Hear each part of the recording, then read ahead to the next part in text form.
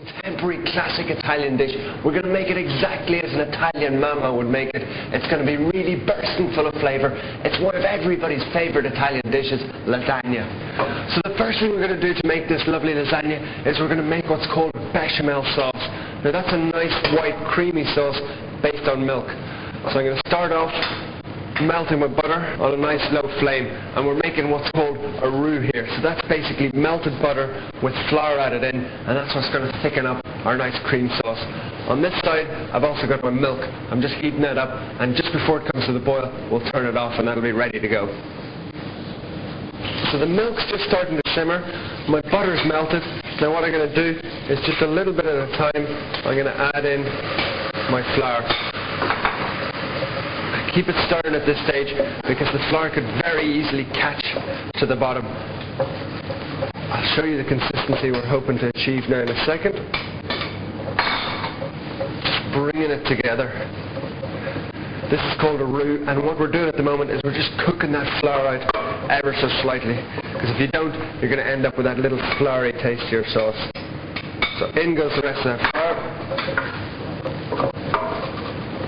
On a low heat at the moment, just bringing it together, and you should end up with something that looks like that. We're just going to cook that for another 20 seconds to make sure it's nicely cooked out, and then we're going to change implement over to a whisk. Now the next part of the process is very important. We're going to pour our nice milk in on top of the roux whilst constantly whisking. The last thing we want is a lumpy sauce, so we need to whisk very thoroughly.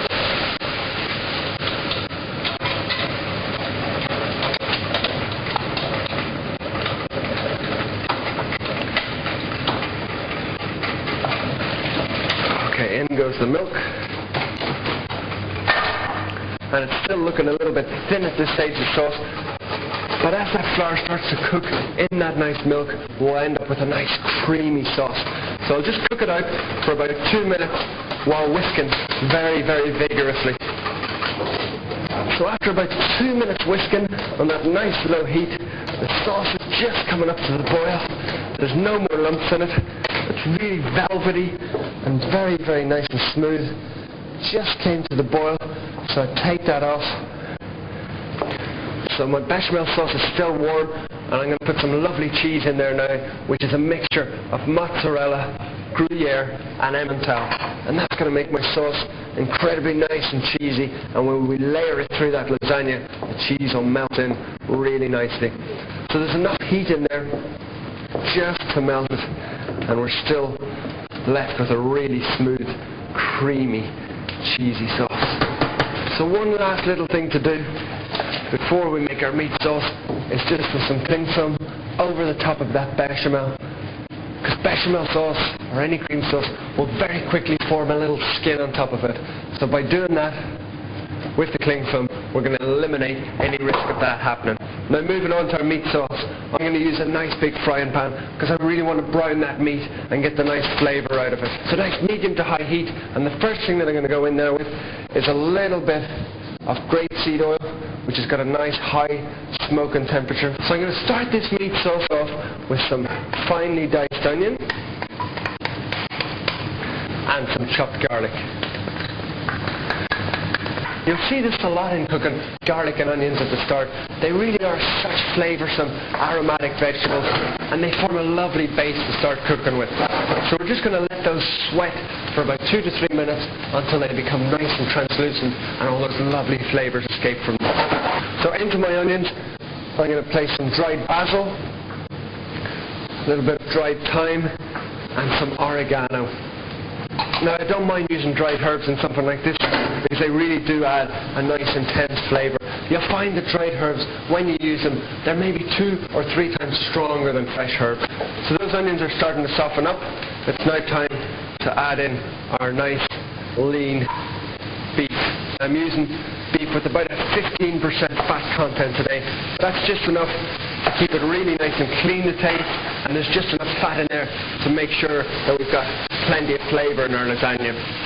So just using your spatula, place it on the bottom of the pan, break it up a little bit because we're looking to get some nice colour onto this beef now.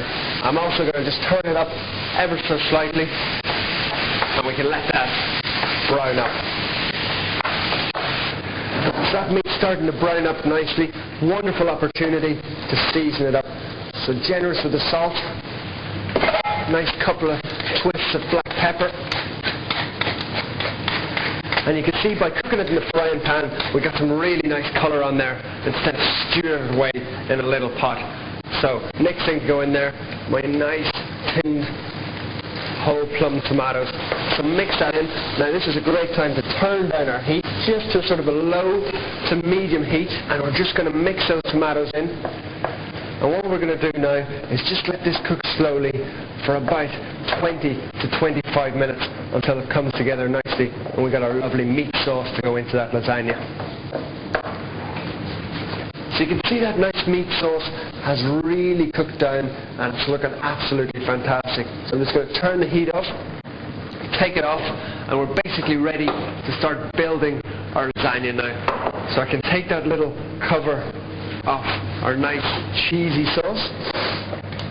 I have my lasagna sheets, and what I'm going to do is just basically set up a little production line so we can assemble it. So the cheesy sauce on one side, my meat sauce there, and I've got my nice prepared lasagna sheets. Now assembling the lasagna, very, very easy. Start off, meat sauce on the bottom. That's a nice rustic sauce. I really, really think this is the authentic way of cooking lasagna. It's going to be an absolute winner. So just spread it out nice and evenly. Then we're going to go with our lasagna sheets. Now I'm using a nice earthenware dish here. Next thing, cheesy sauce on our next layer. And when that melts down in, it's going to cook the lasagna sheets perfectly. I've actually seen some people blanching the lasagna sheets, cooking them in hot water first. Totally, totally wrong. You want to keep them just a little bit al dente, tiny, tiny bit, and we'll achieve that because they'll steam in between those layers of pasta absolutely perfectly. So spread that out. And now this is also where a lot of people make the mistake. After the cheese sauce, back in with another layer of lasagna. Just like that, and then we go back to meat sauce. Basically, meat, lasagna sheets, cheese sauce, lasagna sheets, and then repeat the same process again. So, another layer of meat. And then what I'm going to add is another little touch. You don't have to add this, but I think it gives it a nice little health benefit. I cooked some spinach earlier, just cooked it off in a pan, and it's nice and green. I'm going to layer that in there. Just adds an extra dimension. Nice bit of colour, helps you to get your greens. So then we go cheese sauce again. We'll just keep building that the same until we get to the very top. So you can see that the very top layer is that nice cheesy sauce. We always need to do that when we're making a lasagna, because when we put this nice cheese on top, along with that cheesy sauce, we're going to get a lovely golden brown topping on it. Looking fantastic. Just spread your cheese about evenly, and now it's ready to go into the oven. Now that's going to stay in there for about 45-50 minutes, and by the time it's finished, we're going to end up with a lovely authentic Italian